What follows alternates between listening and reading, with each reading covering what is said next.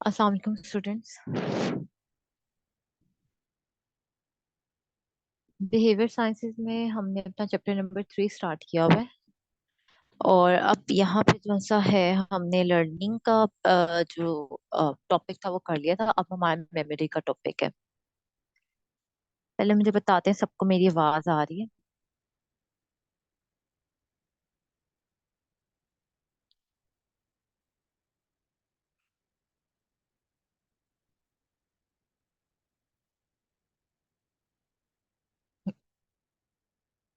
ठीक है, तो मेमोरी आपको पता है, आप क्या कहते हो कि जो भी आपने चीज लर्न की हो पास में, उसे जब आप रिकॉल कर सको, याद कर सको, उसे आप मेमोरी कहते हो। ठीक है। मेमोरी की कुछ स्टेजेस हैं, जिसमें पहली स्टेज आपके पास लर्निंग है, जिसमें आप एक्सरसाइजेस के थ्रू, डिफरेंट लर्निंग के थ्रू, जो सा है डिफरेंट कंडीशनिंग के थ्रू चीजों को लर्न करते हो। कोई भी वो हो सकता है, कोई चीज लर्न कर सकते हो आप, कोई मैथडोलॉजी जो है उसको लर्न करना, ये फिर आपकी मेमोरी में स्टोर होता जाएगा। फिर है रिटेंशन। जो मटेरियल आपने लर्न किया हुआ है, उसका कुछ ना कुछ हिस्सा आपकी मेमोरी में रह जाएगा, टेम्परेरी मेमोरी के तौर पे। तो ये जो से ट्रेसेस हैं, ये जब आपकी मेमोरी में रह जाते हैं और फिर एक सर्किट के तौर पे बन जाते हैं और फिर परमानेंटली आपकी मेमोरी का हिस्सा बन जाते हैं, इसे आप रिटेंशन कहते हो। और फिर आपके पास आ जाता है रिकॉलिंग। रिकॉलिंग जो सा है, जो आपने लर्न मटेरियल जो सा आपका है, जो आपने चीजें लर्न की हुई हैं, जो आपकी मेमोरी में रह चुकी हैं, जब आप उसे मुंह से बोलकर या कोई काम करके उसे जो है वो याद कर सको, तो वो आपकी रिकॉल बन जाती है। और रिकॉग्निशन क्या है? ये वो लास्ट स्टेज है आपकी मेमोरी की, जिसमें जो मटेरियल आपने याद किया हुआ है, वो आप किसी पर्सन को डिफाइन कर सको, वो मटेरियल वो आपका रिकॉग्निशन बन जाता है। अब टाइप्स ऑफ मेमोरी आपके पास है। पहली है सेंसरी मेमोरी। सेंसरी मेमोरी जो सी है, ये आपके सेंस ऑर्गन्स पे कंसिस्ट करती है, जो एक दो से दो सेकंड्स के लिए रहते हैं। ठीक है। इसमें विजुअल इमेज आपकी बनती है रेटिना के ऊपर। ठीक है। 1 सेकंड के लिए बनती है इमेज जो सी है। और जो सेंसरी मेमोरी है विजुअल इमेज की, वो उसे आप आइकॉनिक मेमोरी भी बोलते हो। सेंसरी मेमोरी जो सी है, आपकी साउंड की भी आ जाती है, क्योंकि जो ईयर है वो आपका जो भी साउंड गेट करते हैं, उसको भी मेमोरी के तौर पे स्टोर करते हैं। जैसे हमने अगर कोई गाना सुना, वो हमारे जहन में रह जाता है, उसका कुछ वर्ड्स, उसकी कुछ लाइन जहन में रह जाता है, उसका म्यूजिक जहन में रह जाता है। और ये जो सी है हमारे पास ईयर की मेमोरी है, मतलब जो आपके पास साउंड से जो मेमोरी आती है, वो 2 सेकंड के लिए आपकी कानों में रिटेन करती है, मतलब 2 सेकंड्स के लिए रहती है, और इसे आप इकोइक मेमोरी कहते हैं। फिर शॉर्ट टर्म मेमोरी है। शॉर्ट टर्म मेमोरी जो है वो 30 सेकंड्स के लिए आपके माइंड में रहती है, और उसके बाद आप उसे भूल जाते हो। ठीक है। अगर ये लॉन्ग टर्म मेमोरी में शिफ्ट ना हो। और लॉन्ग टर्म मेमोरी जो है, ये आपकी आवर्स, डेज, मिनट्स और ईयर्स के लिए रहती है। ठीक है। ऐसी मेमोरी जो 1 से 2 सेकंड के लिए रहे, उसे आप सेंसरी मेमोरी बोलते हो। और ऐसी मेमोरी जो 30 सेकंड्स के लिए रहे, उसे आप शॉर्ट टर्म मेमोरी बोलते हो। और ऐसी मेमोरी जो आपकी minutes, hours, days, years, months के लिए रहे, उसे आप लॉन्ग टर्म मेमोरी बोलते हो। फिर आपके पास लॉन्ग टर्म मेमोरी में है एपिसोडिक मेमोरी, सिमेंटिक मेमोरी और रिकंस्ट्रक्टिव मेमोरी। एपिसोडिक मेमोरी जो से जब जो आपके एपिसोड्स आते हैं आपको लॉन्ग ड्यूरेशन के बाद, लॉन्ग ड्यूरेशन के लिए जो चीजें आप याद कर रहे हो, जो चीजें आपके जहन में है, जब आपको वो हिस्सों हिस्सों में याद है, इसे आप एपिसोडिक मेमोरी कहते हो। फॉर एग्जाम्पल, जब हम कोई चीज याद करें तो हमें उसका एक हिस्सा याद रह जाता है, बाकी नहीं रहता, तो ये आपका एपिसोडिक मेमोरी होगी। फिर आपकी सिमेंटिक मेमोरी है। इसका मतलब है कि ऐसी मेमोरी जो आपके फीलिंग्स के थ्रू एसोसिएटेड होती है, ऐसी मेमोरी जिसका लिंक आपकी फीलिंग्स से होता है, वो आपकी सिमेंटिक मेमोरी आ जाती है। फॉर एग्जाम्पल, आपको कोई धचका लगा हो, आप कि फ्रेंड ने आपको कोई बात की जो आपको बुरी लगी हो, और वो आपके माइंड में फिर रह जाए, वो आपकी सिमेंटिक मेमोरी होगी। ठीक है। रिकंस्ट्रक्टिव मेमोरी जो है ऐसी ऐसा इवेंट जो कि लॉन्ग टर्म के लिए आपकी मेमोरी में रिटेन करे, लेकिन कुछ सर्टेन सर्टेन मोमेंट्स उसके जो से हैं, उस इवेंट के जो से कुछ हिस्से जो है वो आपके माइंड से निकल जाएं, उसे आप रिकंस्ट्रक्टिव मेमोरी कहते हैं। मतलब ऐसी मेमोरी जो कि कंप्लीट नहीं है, कुछ कुछ हिस्से उसके आपके स्किप हुए। फॉर एग्जाम्पल, ये ऐसा बहुत ज्यादा बच्चों में होता है कि जब वो अपने बहन भाइयों से लड़े होते हैं, तो उनको ये जरूर याद होता है कि उसने अगले ने क्या कहा उनको, लेकिन उनको ये याद नहीं होता कि उन्होंने क्या बोला है। तो ये रिकंस्ट्रक्टिव मेमोरी की आपके पास एग्जांपल है, कि इसमें कुछ पार्ट जो है आपकी मेमोरी का वो डिलीट हो जाता है, और बाकी पार्ट जो है वो आपको याद रहता है। फिर लेवल्स ऑफ प्रोसेसिंग है, जिसमें पहला लेवल है एनकोडिंग का। इसमें 3 फॉर्म्स होते हैं एनकोडिंग में। एनकोडिंग मतलब किसी चीज का नक्श बिठाना ऊपर। ठीक है। विजुअल, अकाउस्टिक और सिमेंटिक। ठीक है। विजुअल जो आप देखते हो, अकाउस्टिक जो आप सुनते हो, और फिर उसके बाद आपकी सिमेंटिक है, जो कि फीलिंग्स के थ्रू होती है। स्टोरेज जो सी है, स्टोरेज कैपेसिटी जो सी है आपकी मेमोरी की वो बहुत ज्यादा लिमिटेड है, ठीक है। और इसे जो सा है आप स्पैन ऑफ मेमोरी भी कह सकते हो, कि मतलब कि आपकी मेमोरी का जो टाइम है, आपकी मेमोरी का जो टाइम है वो लिमिटेड है, ठीक है। स्टोरेज का मतलब ये भी हो सकता है कि आपकी मेमोरी जो है कितने टाइम के लिए रह रही है। स्टोरेज कैपेसिटी जो सी है आपकी मेमोरी की, वो 7 लेटर्स के ऊपर और या 7 डिजिट्स के ऊपर कंसिस्ट करती है, और वो चंक्स की फॉर्म में, मतलब छोटे छोटे पार्ट्स की फॉर्म में जो सी है, लम्हे लम्हे से जो सी है वो असेस की जा सकती है। ठीक हो गया? 1 मिनट जरा मुझे दें।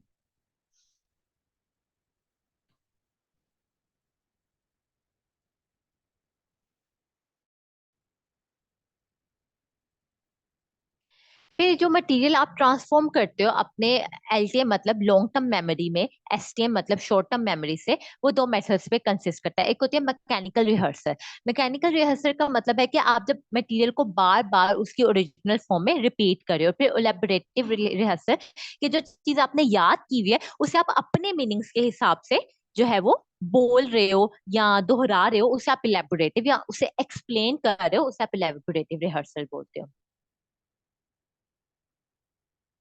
फिर उसके बाद आपके पास आ जाता है रिट्राइवल। रिट्राइवल क्या मतलब होता है कि जो भी आपका मटेरियल जो आपने रिकॉल किया है शॉर्ट टर्म मेमोरी से, वो सर्टेन मिनिमम टाइम में जो सा आप अपने माइंड में रिटेन कर लेते हो, अपने माइंड में बिठा लेते हो, इसको आप रिट्राइवल बोलते हैं। 400 से 40 ms जो है, मतलब मिनट, ये आपका जो सा है मजरिंग यूनिट है मेमोरी सेविंग का।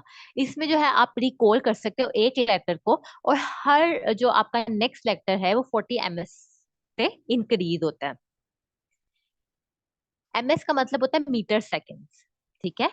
ms metre second. अब आप ये कहोगे कि मीटर सेकंड इसमें कैसे आ गया? यहाँ पे मीटर सेकंड से मुराद ये है कि हमारा जो माइंड है, अगर आपने पढ़ा हो कि हमारा जहन जो सा है वो मैनी किलोमीटर्स, अगर आप उसे स्ट्रेच करो तो मैनी किलोमीटर्स बनेगा। तो जब हमारे लॉन्ग टर्म मेमोरी में जो चीज स्टोर है, जब वो शॉर्ट टर्म मेमोरी में आएगी, ताकि हम उससे रिकॉल कर सकें और उसको बता सकें, तो उसको कुछ डिस्टेंस कवर करना पड़ेगा। तो जितने सेकंड में जितना डिस्टेंस कवर करेगी, उसे हमने मीटर सेकंड के नाम से नाम देती है। अब जो लॉन्ग टर्म मेमोरी जो है वो डिपेंड करती है आपकी, कि आपने किस तरीके से मटेरियल को लर्न किया। आप जिस जिस सीक्वेंस के साथ मटेरियल को लर्न करते हो, वो चीजें भी जो है आपकी रिट्राइवल में, मतलब चीजों को दोबारा याद करने में या दोहराने में बहुत ज्यादा अहम किरदार अदा करती है। फॉर एग्जाम्पल, मूवीज के जो से हैं हमें स्टार्ट से लेके एंड तक सीक्वेंस वाइज याद होती है, जो गाने वो हमें स्टार्ट से लेके एंड तक सीक्वेंस वाइज याद होते हैं, क्योंकि उसको सीखने का एक तरीका है ना, उसको हमने एक तरीके से याद किया। इसी तरह वो चैप्टर जो आपने पहले पढ़े होते हैं वो आपको ज्यादा अच्छे से याद होते हैं, बजाय उसके वो चैप्टर्स जिनको आपने बाद में पढ़े होते हैं, क्योंकि वो आपने एक सीक्वेंस से याद किया होता है। और इसी तरह जब आप वो नंबर्स याद करते हो, तो भी आप एक सीक्वेंस के जरिए से करते हो, और जिस सीक्वेंस से आप चीजों को याद करते हो, उससे उस अ, चीजों को, जो आपका मटेरियल है उसको दोहराने में जो है वो ये चीजें जो है आपकी दोहराई में बहुत ज्यादा अहम किरदार अदा करती हैं, क्योंकि जिस तरीके से आपने याद किया होता है उसी तरीके से आपको चीजों को याद आता है। अब वो उसी तरीके से आपको चीजें याद आना शुरू हो जाती हैं। आप फॉरगेटिंग क्या होता है, कि जब आप अपनी पास में जो भी चीज आपने लर्न की थी उसे आप नहीं बता पा रहे, उसको आप याद नहीं कर पा रहे, वो आपकी फॉरगेटिंग में आ जाती है। थ्योरीज ऑफ फॉरगेटिंग कुछ है आपके पास, डिसयूज एंड डिके थ्योरी, ये अबिनहास ने जो सा है वो प्रपोज की थी। फिर रिप्रेशन थ्योरी सिगमंड फ्रेड ने प्रपोज की थी। और फिर आपके पास गेस्टोल्ट थ्योरी है, जो गेस्टोल्ट ने प्रपोज की थी। और इंटरफेरेंस आपके पास जो टिकैम्प एंड वेब ने प्रपोज की थी, आपके पास थ्योरीज। अब फैक्टर्स जो से है कुछ आपके पास फॉरगेटिंग के, वो क्या है कि डिसयूज एंड डिके के, मतलब जब आपने जो चीज याद की है उसे आप इस्तेमाल करना बिल्कुल बंद कर दिया, उसे आप जो है वो पढ़ नहीं पा रहे हो, बिल्कुल नहीं उसे आपने रिवाइज किया। रिप्रेशन मतलब के चीजों को खत्म कर देना, ठीक है। और फिर गेस्टोल्ट अप्रोच जो सा है, ये गेस्टोल्ट ने एक अपना जो फैक्टर दिया था वो उन्होंने यहाँ पे आपको एक्सप्लेन नहीं किया हुआ। तो ये वाला फैक्टर जो सा है इंटरफेरेंस के, मतलब आपने कोई चीज याद की और उसमें कोई चीज मदाखलत हो गई। फॉर एग्जाम्पल, आप चीज याद कर रहे हो, उसमें बार बार इंटरफेरेंस हो रहे हो, उसकी वजह से आपको चीज याद नहीं रह पा रही, तो वो भी आपकी चीज को भुलाने में अहम किरदार अदा करती है। और जिस मेथड से आप लर्न करते हो वो मेथड भी बहुत ज्यादा इंपॉर्टेंट होता है, और एक फैक्टर के तौर पे एक्ट करता है इन फॉरगेटिंग एंड मेमोरी। ठीक है, डिफिकल्टी लेवल भी डिपेंड करता है। बहुत आसान चीजें जो से हमें आसानी से याद हो जाती हैं, और जो से मुश्किल चीजें हैं वो हमें भूल जाती हैं। मीनिंगफुल मटेरियल है कि नहीं है, ऐसी चीजें जिनमें हमारा इंटरेस्ट हो, वो चीजें जो से हमें ज्यादा अच्छे से याद आ जाती हैं, एज कम्पेयर ऐसी चीजें जिनमें हमारा इंटरेस्ट ना हो, वो चीजें हमें भूल जाती हैं। हेड इंजरी अगर आपको हुई भी, आपका ब्रेन डैमेज है, स्ट्रेस सिचुएशन है, ड्रग्स या एज वगैरह, इन सब का फैक्टर है आपकी फॉरगेटिंग में, कि जो चीजें आप भूल जाते हो उसमें।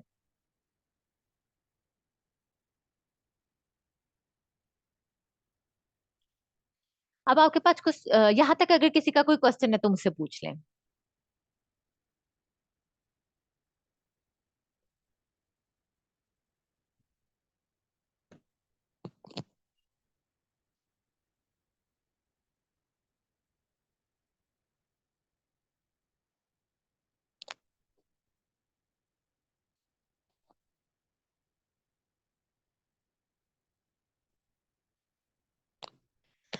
अच्छा बच्चे, डिप्रेशन का मतलब होता है आपके पास कि ऐसा एक्शन जिससे आप किसी चीज को फोर्स करके भुला रहे हो। फॉर एग्जाम्पल, ऐसी बहुत सी चीजें होती हैं जो हम फोर्स करते हैं कि हमें याद नहीं करनी, हमें याद नहीं करनी। तो डिप्रेशन का मतलब होता है फोर्सफुली किसी चीज को जो है वो भुलाना।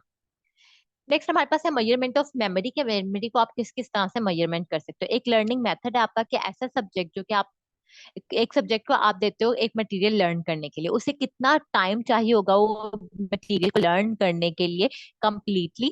ठीक है, और इसकी जो लिमिटेशन है इस मेथड की, वो ये है कि सब्जेक्ट डिक्लेयर करता है बहुत जल्दी कि उसने चीजों को याद कर लिया, हालांकि ऐसा नहीं हुआ होता। ठीक है, एक हम कहते हैं, फॉर एग्जाम्पल, हमें जब हम छोटे होते थे तो हमें टीचर्स जो है वो कहते थे कि ये यहाँ से लेके यहाँ तक याद करो, तो हम जल्दी जल्दी पढ़ के उसकी कुछ कुछ चीजें अपने जहन में बिठा लेते थे, तो हम कहते थे कि हमें याद हो गया, हालांकि ऐसा नहीं होता।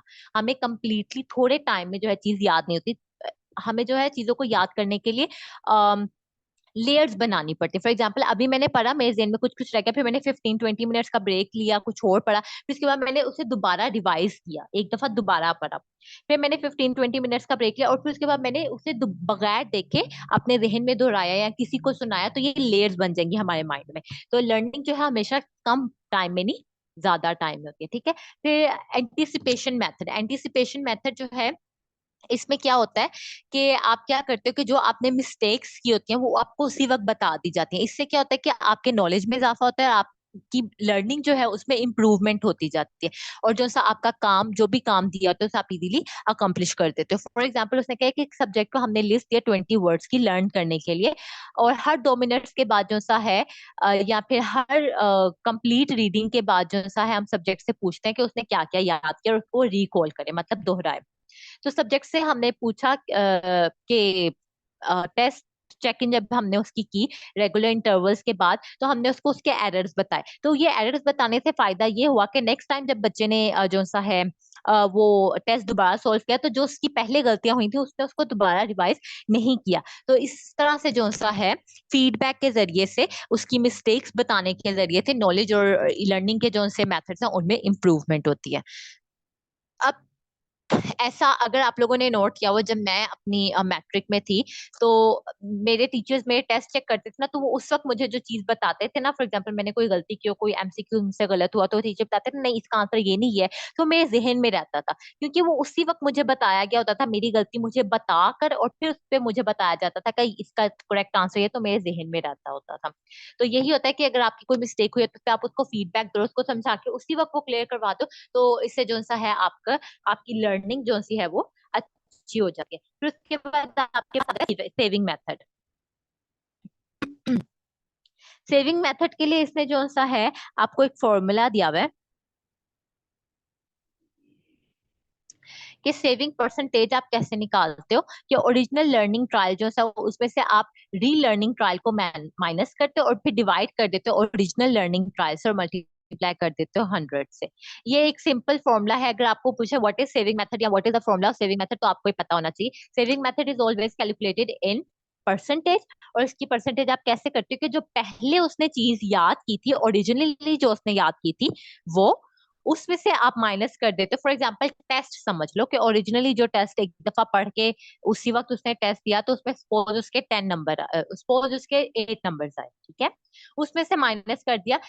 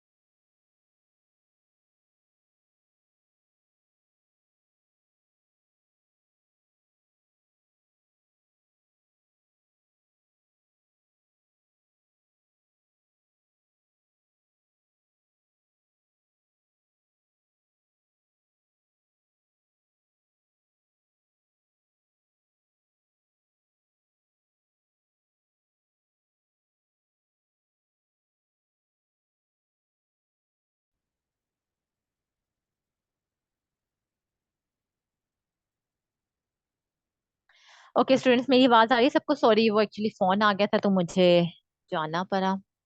सबको आवाज आ रही है? काइंडली रिकन्फर्म करते हैं।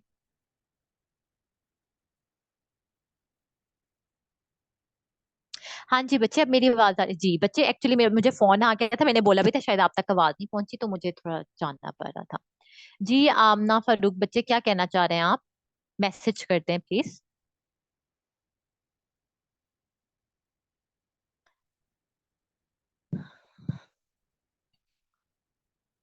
अच्छा, हम रिकॉग्निशन देख रहे थे कि रिकॉग्निशन परसेंटेज, जिससे हमने वो लर्निंग के स्टेप्स पढ़े ना, उसमें से हमने रिकॉल देखा और इसके अलावा जो है रिकॉग्निशन देखा। फिर हम देख रहे हैं कि सेविंग के साथ तक तो रिकॉग्निशन के जितने उसने राइट वर्ड्स बताए हैं, उसमें से रॉन्ग वर्ड्स को माइनस करेंगे और टोटल नंबर ऑफ वर्ड्स जो है वो हम निकालेंगे और मल्टीप्लाई पे 100 करेंगे तो हमारे पास रिकॉग्निशन आ जाएगा। ये जो से स्टेप्स है ये इस वजह से हैं। ये सिंपल रिकॉल मेथड हम क्यों निकाल रहे हैं, रिकॉग्निशन की कैलकुलेशन क्यों करें, सेविंग की कैलकुलेशन क्यों करें, यह हम इस वजह से करें ताकि हमें पता चले कि मेमोरी किस हद तक शार्प है। बहुत से बच्चे ऐसे होते हैं जिनको कि मेमोरी लॉस जो सा है वो हो जाता है, ठीक है, या उनके पेरेंट्स को समझ नहीं आ रही कि बच्चे सही तरह से पढ़ नहीं पा रहे, उनको सही से चीजें याद नहीं होती हैं। तो ये हमारे कुछ असेसमेंट के वेज हैं जिससे हम असेस कर सकते हैं, बच्चों को देख सकते हैं कि आया उनकी मेमोरी सही तरीके से काम करती भी है कि नहीं करती। ठीक है। अब जैसे रिकॉग्निशन के लिए उन्होंने आपको एग्जांपल दिया कि 8 वर्ड्स करेक्ट थे, ठीक है, और 2 वर्ड्स उसके रॉन्ग थे, और टोटल जो हमने वर्ड्स दिए थे वो 20 दिए थे, तो ठीक है। राइट वर्ड्स हमारे पास 8, right words correctly identified, learn words correctly identified, new words के लर्न वर्ड्स और जो से न्यू वर्ड्स थे वो 8 8 थे, 16। और जो रॉन्ग वर्ड्स थे, जिन वर्ड्स को उसने आइडेंटिफाइड वर्ड्स जो से थे उसको लर्न नहीं किया, और जो रॉन्ग आइडेंटिफाइड वर्ड्स थे वो आपके पास दो दो थे।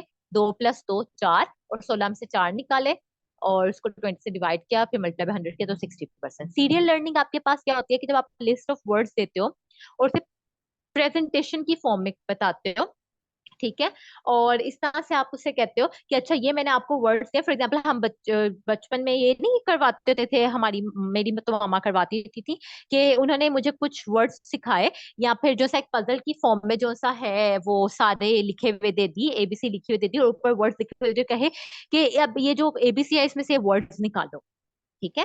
तो वर्ड्स निकाल के जो सा है फिर हम उससे न्यू वर्ड्स सीखते हैं, हमें पता चलता है, विजुअलाइजेशन हमें होती है, वो चीजें याद होना शुरू हो जाती हैं। तो ये सीरियल लर्निंग होती है कि आपको एक चीज प्रेजेंट कर दी जाती है और उससे आपको कहा जाता है कि आप न्यू चीजें प्रोड्यूस करो या चीजों को निकाल लो, ठीक है। देन रिकंस्ट्रक्शन है आपके पास कि सब्जेक्ट जो सा है उसको आप एक पिक्चर दिखाते हो नेचुरल सीन की या एनिमल की या किसी इंडिविजुअल की, जो कि आपने कंस्ट्रक्ट किया डिफरेंट पार्ट्स को ज्वाइन करके, ठीक है। अब आप उसको डिटैच भी, मतलब उसको एक तो ज्वाइनिंग है ना, उसको आप जो है वो अलग अलग भी कर सकते हो, और ये पिक्चर दिखाने के बाद आप जो है डिफरेंट पार्ट्स को दोबारा से अलग अलग कर देते हो, फिर आप उसे रैंडमली अलग अलग करके रख देते हो, और आप फिर बच्चे से कहते हो कि अब इसे जोड़ो। जैसे हम पजल गेम्स खेलते थे, बहुत ज्यादा खेली है मैंने, कि वो बारबी बनी हुई है, उसका पजल है वो एकदम से जो सा है सारे पीस अलग अलग हो गए, फिर हम उन पीसेस को जोड़ते थे। तो ये रिकस्टर, ये सारे जो से है आपके लर्निंग के मेथड है। बच्चों को ये चीजें क्यों करवाई जाती है? ताकि उनकी लर्निंग शार्प हो, उनकी मेमोरी शार्प हो, उनको चीजें अच्छे तरीके से याद रहना शुरू हो। फिर उसके बाद पेयर एसोसिएट लर्निंग है, जिसमें लिस्ट ऑफ पेयर वर्ड्स आपको दे दी जाती है जिसको सब्जेक्ट ने पढ़ना होता है, और फिर उससे जो सा है वो जो जो लिस्ट है हम उसे देते हैं ताकि वो उस लिस्ट को याद करे, और फिर सेकंड उससे रिलेटेड जो सी है वो चीज देते हैं ताकि मतलब एक पार्ट हमने पहले ही याद करवा दिया, फिर दूसरा पार्ट उसे दिया ताकि वो पिछले पार्ट को भी अपने जहन में रिवाइज करे, अच्छा ये मैंने पढ़ा था, अब उससे अगला पार्ट, ठीक है, ठीक है। मतलब के हिस्सों में चीजों को करवाना ताकि पिछली चीज रिकॉल हो और नई चीज लर्न हो। अब मेथड्स टू इम्प्रूव लर्निंग है कि आपका नॉलेज ऑफ रिजल्ट्स के नॉलेज जो है उससे रिलेटेड आपको रिजल्ट्स क्या मिल रहे हैं, आप अटेंशन ही सुनो, रिसाइटेशन करो, मतलब कि बार बार चीजों को पढ़ो, रिहर्सल करो, उनकी चीजों को ऑर्गेनाइज करो, सिलेक्शन करो, और सीरियल्स की फॉर्म में याद करो, निमोनिक्स बना के याद करो, सारे इमोशंस और फीलिंग्स अटैच करो। फॉर एग्जांपल ऐसी बहुत सी चीजें जिससे कुछ लोगों को हिस्ट्री में वो जो है इंटरेस्ट होता है, कुछ को एनाटमी में इंटरेस्ट होता है, तो वो फीलिंग्स उनकी उनके साथ अटैच होती है, तो उससे लर्निंग और मेमोरी जो है उनकी वो शार्प हो जाती है। मेंटल पिक्चर्स बनाओ, विजुअलाइज करो, चीजों को विजुअलाइज करके चीजें बहुत जल्दी से याद हो जाती हैं, और ओवर लर्निंग करो, बार बार उसे याद करो।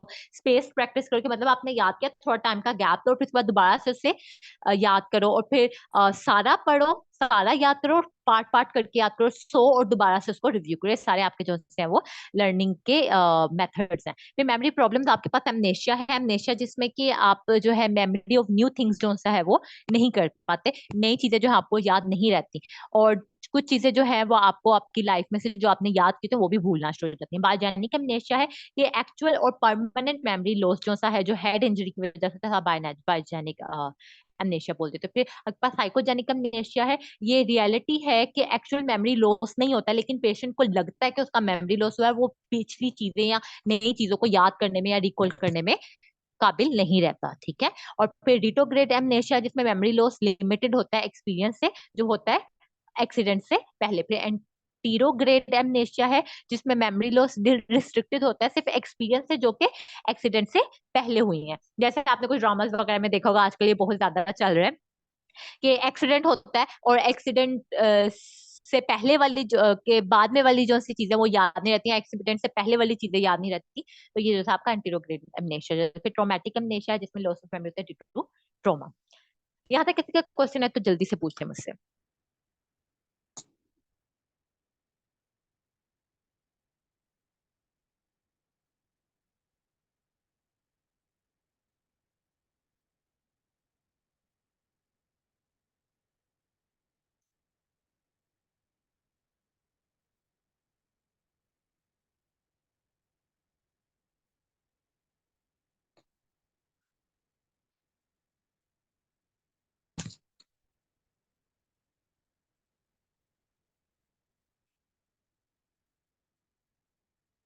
फिर उसके बाद नेक्स्ट हमारे पास है थिंकिंग। थिंकिंग जो है एक प्रॉब्लम सॉल्विंग का जो बिहेवियर है उसे आप थिंकिंग बोलते हो। ठीक है। कुछ साइकोलॉजिस्ट जो से है थिंकिंग को सब वोकल स्पीच भी कहते हैं, कि ऐसी चीज जो आपने बोली नहीं है लेकिन आपके दिमाग में चल रही है। थिंकिंग में हम क्या करते हैं, अच्छा मैं सोच रही हूँ, अच्छा उसने मुझे ये कहा था, मुझे आगे से ये कहना चाहिए, ये मैं अपने दिमाग में सोच रही हूँ लेकिन मैं बोल नहीं रही हूँ। तो ये आपकी सब वोकल स्पीच है, कि बोले बगैर स्पीच जो है दैट इज थिंकिंग। ठीक है। और ये मेन ऑब्जेक्टिव है आपकी प्रॉब्लम सॉल्विंग का। और सेल्फ टॉक भी इसमें इन्वॉल्व होती है, कि आप खुद से भी बातें करते हो, और ये भी सब वोकल इन नेचर है, कि आप किसी को नहीं बोल के सुना रहे हो, खुद को बोल के सुना रहे हो। टूल्स जो है आपके थिंकिंग के, उसमें परसेप्शन है कि आप आने वाली चीज के बारे में सोच रहे हो, या जो चीज हुई है उससे खुद से गुमान लगा रहे हो। ठीक है। का सोल्यूशन जो से है, आप जो भी चीजें आपको प्रेजेंट की जा रही है, जैसा आपका एनवायरमेंट है, उससे आप स्टिमुलेट होकर खुद से परसीव कर रहे हो, खुद से ये अंदाजा लगा रहे हो कि ऐसा हो सकता है। फिर कॉन्सेप्ट है कि वो वर्ड साइंस जो कि वेरियस कैरेक्टरिस्टिक्स, जो मतलब ऐसे साइंस वगैरह जो कि आपने पहले समझे हुए हैं, आपको पता है ये क्या है, और आपको वो जर्नल लोगों में या जर्नल इन्वायरमेंट में दोबारा देखने को मिल रहा है, तो आपको पता चल जाएगा अच्छा ये चीज होती है। ठीक है। फिर इमेजेस, ये बहुत स्ट्रॉन्ग टूल है आपकी थिंकिंग का। आप जब कोई क्लियर चीज देखते हो, पावरफुल चीज देखते हो, तो उससे आप अज्यूम करना शुरू कर देते हो कि ये मतलब हो सकता है, वो मतलब हो सकता है। सिंबल्स और साइंस जो है वो भी थिंकिंग में आपका बहुत रोल प्ले करते हैं। फॉर्मूला लैंग्वेजेस वगैरह टाइप्स ऑफ थिंकिंग है। एक आपके पास कॉन्क्रीट थिंकिंग है। कॉन्क्रीट थिंकिंग का मतलब होता है कि जो मटेरियल प्रॉब्लम से रिलेटेड हो, उस प्रॉब्लम से जो बंदे के सामने मौजूद है, मतलब कि एवी नहीं सोची जा रही है कि ये हो सकता है, जो चीज हो रही है उससे रिलेटेड जो आप सोच रहे हो उस प्रॉब्लम को सॉल्व करने के लिए, वो आपकी कंक्रीट थिंकिंग है। एब्स्ट्रैक्ट थिंकिंग है कि जब कोई प्रॉब्लम नहीं है, ठीक है, आपको उसका होने का इम्कान है, या आपको लग रहा है ये हो सकती थी, उससे रिलेटेड आप सोच रहे हो कि अगर हो जाती तो मैं ऐसे कर सकता था, हो जाती तो ये फलाना टमकाना।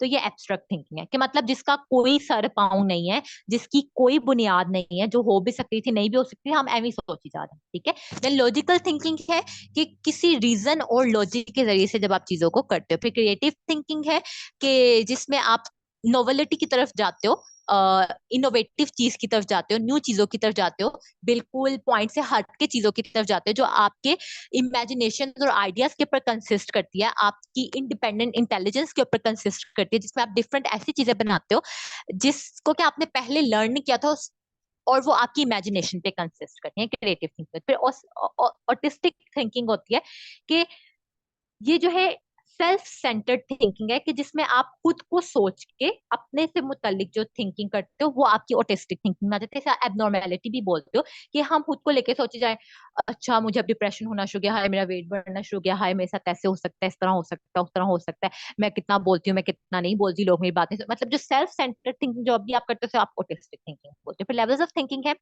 एक कॉन्शियस लेवल ऑफ थिंकिंग है, ऐसा लेवल जहां पे प्रॉब्लम जो है आपके सामने है और इंडिविजुअल जो सा है कॉन्शियस होके एफर्ट लगा के उस प्रॉब्लम को सॉल्व करने के लिए सोचता है, उसे आप कॉन्शियस लेवल ऑफ थिंकिंग कहते हो। देन सब कॉन्शियस लेवल ऑफ थिंकिंग के एब्स्ट्रैक्ट की तरह ये है कि कुछ नहीं हो रहा, आप कॉन्शियस नहीं हो, लेकिन बैक ऑफ माइंड आपके थिंकिंग चल रही है। फॉर एग्जाम्पल मैं पढ़ रही हूँ, मेरे ध्यान में एकदम से आया पता नहीं वो क्या कर रही होगी, पता नहीं वो पढ़ रही होगी कि नहीं पढ़ रही होगी। ये सबकॉन्शियस लेवल ऑफ थिंकिंग है कि कोई प्रॉब्लम आपके सामने नहीं है, अपना काम करते करते एकदम से आपके माइंड में थिंकिंग आई है, आप फोकस हो क्लास पर, क्लास के ऊपर फोकस करो, लेकिन माइंड में आपके कुछ ना कुछ चल रहा है, ये सबकॉन्शियस लेवल ऑफ थिंकिंग है कि बगैर सोचे आप जो कर रहे हैं।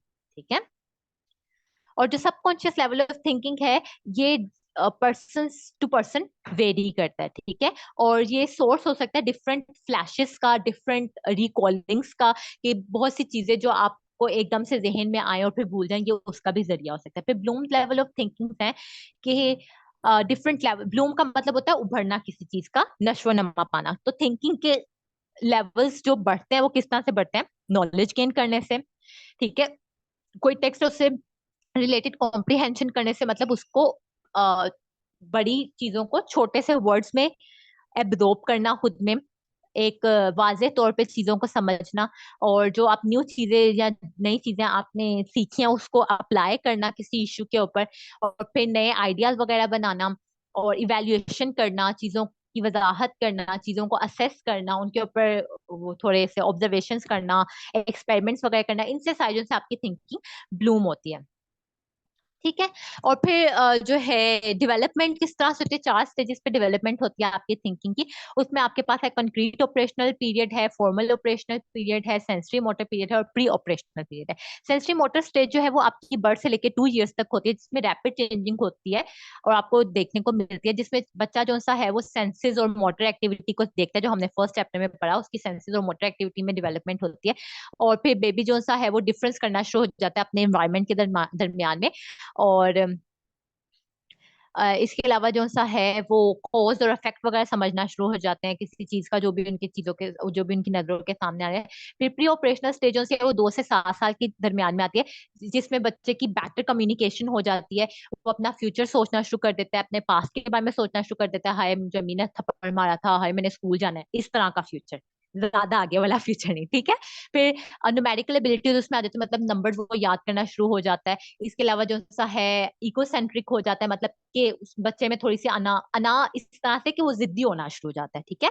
अपने हिसाब से लेकर जो सा है बच्चा बहुत ज्यादा सेंसिटिव हो जाता है, कि आप बच्चे को डांटो तो वो नाराज हो जाता है, आप बच्चे को कुछ ना दो तो वो नाराज हो जाता है। तो ये ईगोसेंट्रिक इस सेंस में। ठीक है। और फैंटेसी और रियलिटी में जो है थोड़ा थोड़ा सा डिस्टिंग्विशिंग करना उसके लिए बहुत हद तक मुश्किल हो जाता है। फॉर एग्जाम्पल जो कार्टून उसको लग रहे होते हैं वो उसको रियलिटी ही लग रही होती है, कार्टून में कोई मर जाए तो असल में रोना शुरू हो जाता है। ठीक है। और फिर आपके पास कंक्रीट ऑपरेशनल स्टेज आ जाती है, जो 7 से 11 साल के बच्चों में आती है, और इसमें एब्स्ट्रैक्ट रीजनिंग आपको बहुत सी देखने को मिलती है। और फिर आहिस्ता आहिस्ता करते करते कंक्रीट जो आपकी थिंकिंग है वो इंक्रीज होती है। फिर कन्वर्सेशन बहुत ज्यादा इंक्रीज हो जाती है, बच्चे की कम्युनिकेशन अच्छी हो जाती है और वो चीजों को अच्छे से समझना शुरू करते हैं। फिर फॉर्मल ऑपरेशन आ जाता है, जो 12 से 15 साल के बच्चे में होता है, जिसमें बच्चा जो है वो हाइपोथेटिकल सिचुएशंस को सोचना शुरू हो जाता है, मतलब ऐसी सिचुएशन जो असल में हुई नहीं, लेकिन वो अंदाजा लगाना शुरू हो जाता है, ऐसा हो गया तो क्या होगा, मैंने ये कर दिया तो मुझे डांट पड़ेगी, मैंने ये ना किया तो मुझे डांट पड़ेगी, मैंने अपना होमवर्क ना किया तो मुझे डांट पड़ेगी, ऐसी थिंकिंग। ठीक है। और फिर वो टेस्ट हाइपोथेसिस बनाना, टेस्ट हाइपोथेसिस इस सेंस से कि वो अपने जो चीजें उसने करनी और जो चीजें नहीं करनी उसी से रिलेटेड जो है वो सोचना शुरू कर देता है, कि मैंने ये कर दिया तो मुझे ऐसे मार पड़ सकती है, मैंने अपना होमवर्क ना किया तो मुझे डांट पड़ सकती है, मैंने टेस्ट में अच्छा परफॉर्म किया तो वो मुझे चॉकलेट लेके दे सकते हैं, मुझे नया टॉय जो मुझे चाहिए वो लेके दे सकते हैं। इस तरह के टेस्ट हाइपोथेसिस। ठीक है। हम बायोलॉजिकल हाइपोथेसिस की बात नहीं करें, बच्चे के हिसाब से हाइपोथेसिस की बात करें। फिर वो अपनी इन्फॉर्मेशन को ऑर्गेनाइज करना शुरू कर देता है और साइंटिफिकली रीजन देने शुरू कर देता है, कि इस टाइम का बच्चा जो है वो फिर उसको काफी हद तक समझ आ जाती है। फिर क्रिटिकल क्रिटिकल थिंकिंग की कुछ स्टेजेस हैं। स्टेज वन में अनरिफ्लेक्टिव थिंकर होते हैं कि जो अनअवेयर होते हैं सिग्निफिकेंट प्रॉब्लम्स के अपनी थिंकिंग में। और फिर चैलेंज थिंकर्स होते हैं स्टेज टू में, जो प्रॉब्लम्स से अवेयर होना शुरू करते हैं। फिर बिगिनर थिंकर्स होते हैं जो इंप्रूव करना शुरू करते हैं अपनी रेगुलर प्रैक्टिसेस को। फिर प्रैक्टिसिंग थिंकर होते हैं जो रिकॉग्नाइज करते हैं नेसेसिटी ऑफ रेगुलर प्रैक्टिस, की जो रेगुलर प्रैक्टिस है वो आपको चाहिए ही चाहिए। ये बच्चों के हिसाब से वो आपको बता रहे हैं। फिर एडवांस थिंकर्स हैं जिनमें के एडवांसमेंट आ जाती है प्रैक्टिस के हिसाब से, ये वो एक स्टेज आती है। और फिर आपके पास स्टेज सिक्स आ जाती है जिसमें मास्टर थिंकर कहते हैं कि जिसमें वो स्किलफुल हो जाते हैं और थिंकिंग जो सी है उनका सेकंड नेचर बन जाती है, मतलब ये उनकी लाइफ का पार्ट बन जाती है। क्रिटिकल थिंकिंग का जो प्रोसेस है उसमें आप इश्यूज को आइडेंटिफाई करते हो, आर्ग्यूमेंट्स को आइडेंटिफाई करते हो, इश्यूज और आर्ग्यूमेंट दोनों में फर्क करना जो है वो सीख जाते हो। अपनी जो भी आप कंसिस्टेंट रह पा रहे हो, चीज पे टिके रह पा रहे हो कि नहीं टिके रह पा रहे, अपनी क्रेडिबिलिटी जो है उसको जो है वो एस्टेब्लिश करते हो कि लोग मुझ पे रिलाय करें, मुझ पे एतबार करें, मेरी बात मानी जाए। और फिर जो है वो जो आर्ग्यूमेंट्स आप कर रहे हैं, लोग आपसे कर रहे हैं, आप उनकी इवेल्युएशन स्टार्ट कर देते हो कि आया ये चीजें ठीक है कि नहीं है। फिर क्रिएटिव थिंकिंग की कुछ स्टेजेस हैं जिसमें ओरिएंटेशन है, जिसमें जो प्रॉब्लम है आपकी वो डिफाइन करते हो आप, इंपॉर्टेंट उसकी डायमेंशन जो है वो आइडेंटिफाई करते हो। फिर प्रिपरेशन होती है जिसमें ये स्टेज है क्रिएटिव थिंकिंग के, जिसमें बच्चे जो से हैं खुद को जो प्रॉब्लम्स पॉसिबल है उससे रिलेटेड इंफॉर्मेशन जितनी हो सके वो अपने अंदर भरते रहते हैं। फिर इनक्यूबेशन है ये ऐसा पीरियड है जिसमें जो प्रॉब्लम्स है उसके सॉल्यूशंस जो है वो बनाए जाते हैं कॉन्शियसली भी और सबकॉन्शियसली। फिर इल्यूमिनेशन है ये इंक्यूबेशन के बाद है, और इसमें जो सा है बच्चे को जो सी है वो एक्सपीरियंसेस जो से हैं और उनसे रिलेटेड जो है इंसाइट जो है उनसे रिलेटेड क्या उससे फायदे हो सकते हैं, क्या नुकसान हो सकते हैं, वो सारे जो है बच्चे को या जो भी आपका पर्सन है उसको देखना, वो उनको देखना शुरू कर देता है। फिर वेरिफिकेशन है, ये फाइनल स्टेप है क्रिटिकल थिंकिंग का, जिसमें बच्चा इवेल्युएशन जो इवेल्युएट करना शुरू कर देता है, देखना शुरू कर देता है कि जो चीजें उसको ऑब्टेन हुई हैं, जो चीजों का उसको नुकसान हुआ है आया वो ठीक है कि नहीं है, उसके लिए फ्रूटफुल है कि नहीं है। ठीक है, ये हमारा थिंकिंग का पूरा हो गया। यहाँ तक किसी का कोई क्वेश्चन है तो मुझसे पूछ लेना।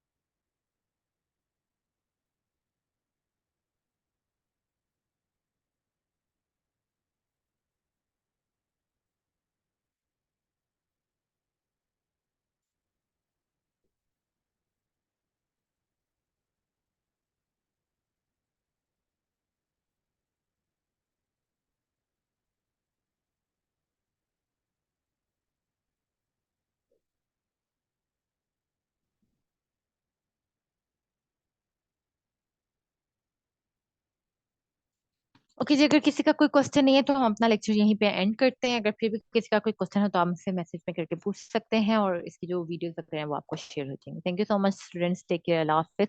और स्टूडेंट्स नेक्स्ट टाइम से मैं कोशिश करूंगी कि हमारा 1 आवर का लेक्चर हो, तो मैं गूगल मीट पे देख रही हूँ क्योंकि वहाँ पे कोई टाइम लिमिट नहीं है। जूम में से 40 मिनट्स का लेक्चर होता है, तो उसमें हमारा जो सा है सिलेबस कवर नहीं हो पा रहा। मुझे सर भी कहते हैं कि सिलेबस हमारा बहुत पीछे जाता है और हमने इसको जल्दी से जल्दी कवर करने की कोशिश करनी है।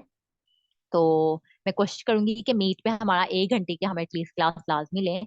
तो अगर मेरा उस पर कोई बन जाता है तो फिर मैं नेक्स्ट टाइम से आपको गूगल मीट का जो सा है वो लिंक शेयर किया करूंगी। मैं कल इंशाल्लाह इसको चेक करूंगी, अगर तो हो जाता है तो मैं आप लोग को मैसेज कर दूंगी कि आप गूगल मीट अपने फोन में डाउनलोड कर लें, और उससे फिर आपने बस ईमेल से जो सा है वो साइन इन करना होता है और फिर उसके थ्रू आप जो है वो मीटिंग्स ज्वाइन कर सकते हैं। ठीक है, तो लेकिन ये मैं आपको कल तक बताऊंगी, तो अगर करना होगा तो फिर मैं आपको कल बता दूंगी, फिर आप अपने फोन में कर लीजिएगा। ओके स्टूडेंट्स, टेक केयर, अल्लाह हाफिज।